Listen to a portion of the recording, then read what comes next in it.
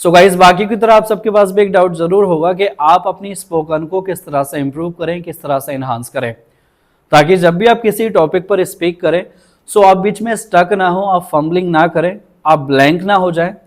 Because काफी grammar के concepts आपने लर्न कर लिए हैं, ना ही आप अच्छे से साउंड कर पाते हैं, ना ही आप फ्लुएंटली बोल पाते हैं, ना ही आप किसी गवर्नमेंट जॉब में अच्छे मार्क्स स्कोर कर पाते हैं। चाहे वो एमटीएस का एग्जाम हो, चाहे वो बैंकिंग का हो,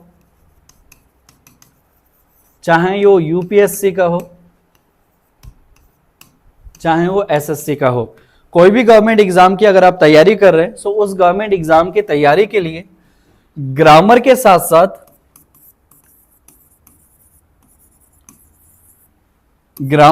साथ आपके पास वोकैब की नॉलेज होनी मस्ट है।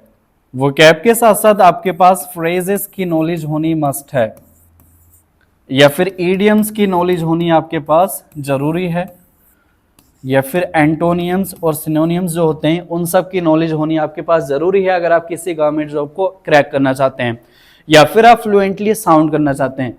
सो सिर्फ इंग्लिश में ग्रामर नहीं है, ये सब भी कंपोनेंट्स होते हैं ग्रामर के ही पार्ट हैं ये सब भी। अगर आपके पास इन सब की नॉलेज नहीं है सो आप किसी भी गवर्नमेंट एग्जाम को क्रैक नहीं कर पाओगे, ना ही आप फ्लुएंटली बोल पाओगे।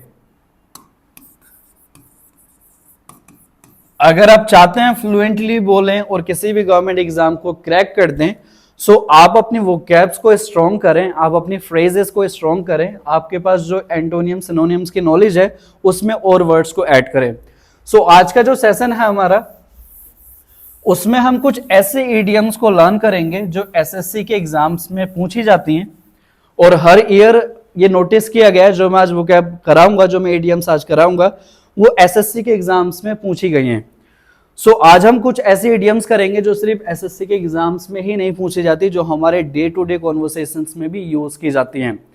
सो आप इस वीडियो को एंड तक वॉच करें, बीच में स्किप ना करें, बिकॉज आज का जो सेशन है काफी इंपॉर्टेंट है।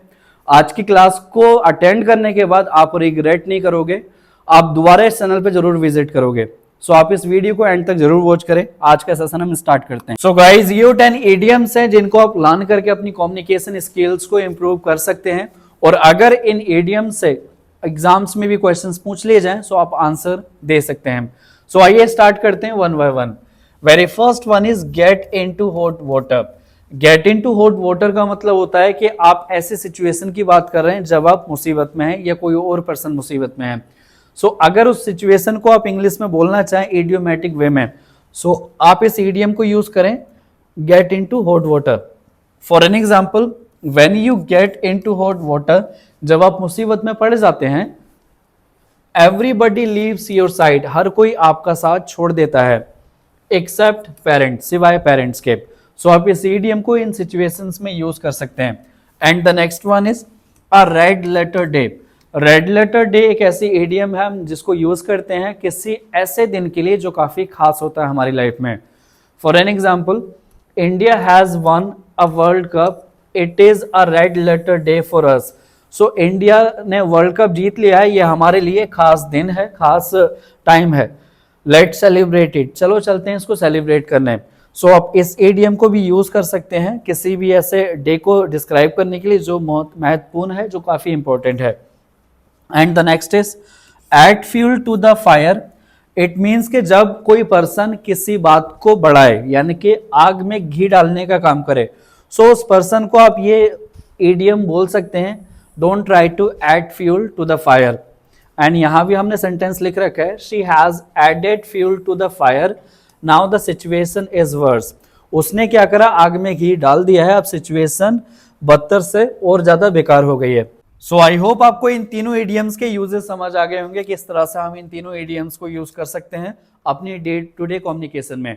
आइए कुछ और इडियम्स को लर्न करते हैं।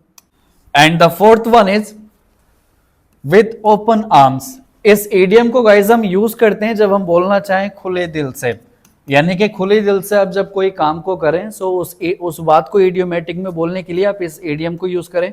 For an example, I welcome you all with open arms, मैं आप सबका स्वागत करता हूं खुले दिल से।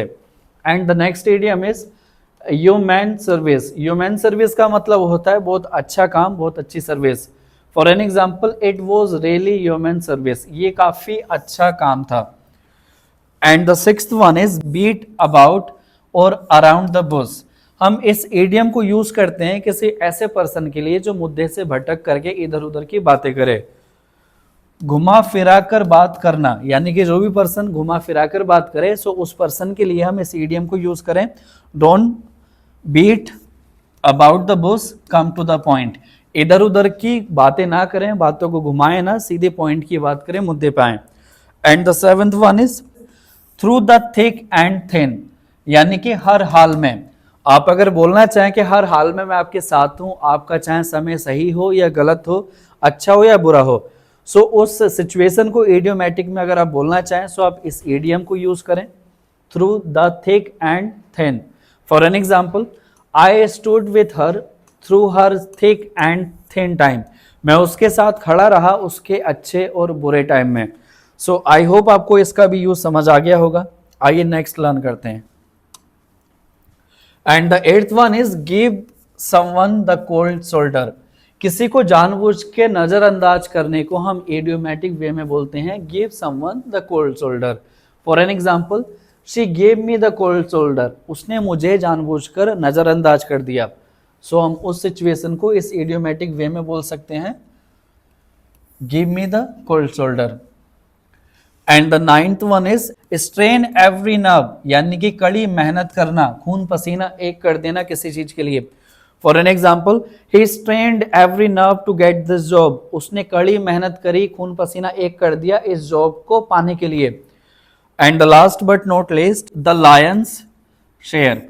इट मीन्स आप किसी ऐसे पार्ट की बात करें जो सबसे बेहतर है, सबसे बड़ा है, सबसे बड़ा और बेहतर भाग, यानी कि कोई पार्ट आपने किसी चीज के पार्ट्स करे और उसमें से एक जो पार्ट है वो काफी बड़ा है और बाकी पार्ट से बेहतर है।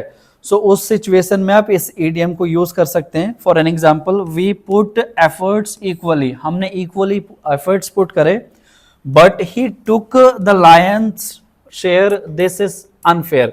लेकिन उसने क्या करा, सबसे जो बड़ा भाग था वो उसने ले लिया। सो ये तो अनजस्ट हो गया, अनफेयर हो गया। सो आई होप गाइज आपको आज का सेशन समझ आया हो कि किस तरह से हम इन 10 इडियम्स को यूज कर सकते हैं अपनी डे टू डे कम्युनिकेशन को इंप्रूव करने के लिए।